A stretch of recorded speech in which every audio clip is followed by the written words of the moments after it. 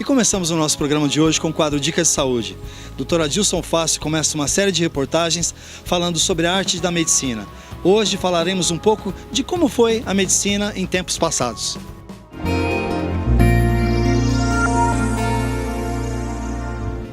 Em todos os nossos quadros anteriores, eu tenho discutido aqui bastante sobre doenças, como elas se manifestam nos seres humanos e como a gente pode tratá-las.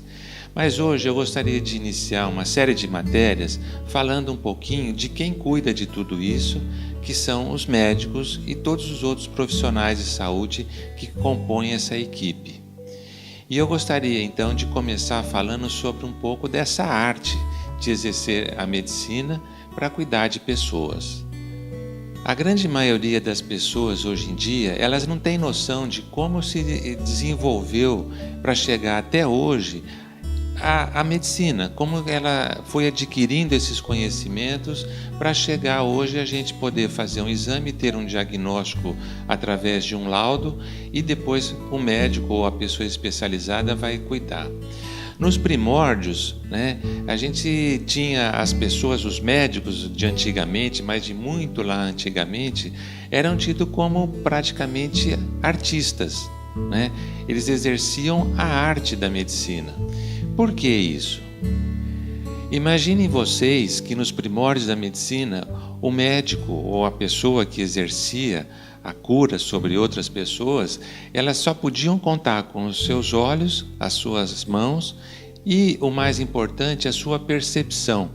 E através da sua inteligência, da sua perspicácia, do seu senso de observação, ela podia perscrutar, ou seja, ela podia pesquisar de uma maneira, às vezes até e talvez muito mais intuitiva do que baseado em elementos concretos como a gente tem hoje.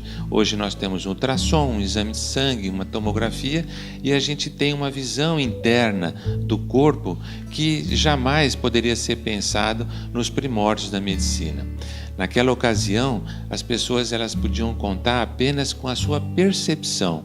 Elas não tinham muitos elementos concretos a não ser uma palpação, uma percepção de coisas que ocorriam na superfície dos organismos e elas tiravam conclusões baseadas inclusive em comparações com as coisas que aconteciam na natureza, que aconteciam com outras pessoas que tinham tido o mesmo quadro ou o mesmo sintoma e a partir daí tirava-se conclusões, muito mais baseado em evidências internas de interpretação desses eventos do que propriamente em coisas concretas que podiam ser mensuradas ou talvez até reproduzidas em outras pessoas.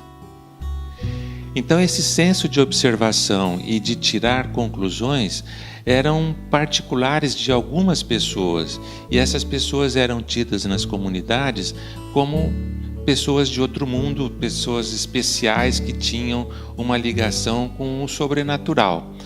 Porque eles tinham uma interpretação particular, faziam algum teste empiricamente, aquilo às vezes funcionava e essas pessoas então eram tidas como aqueles que têm o poder de curar.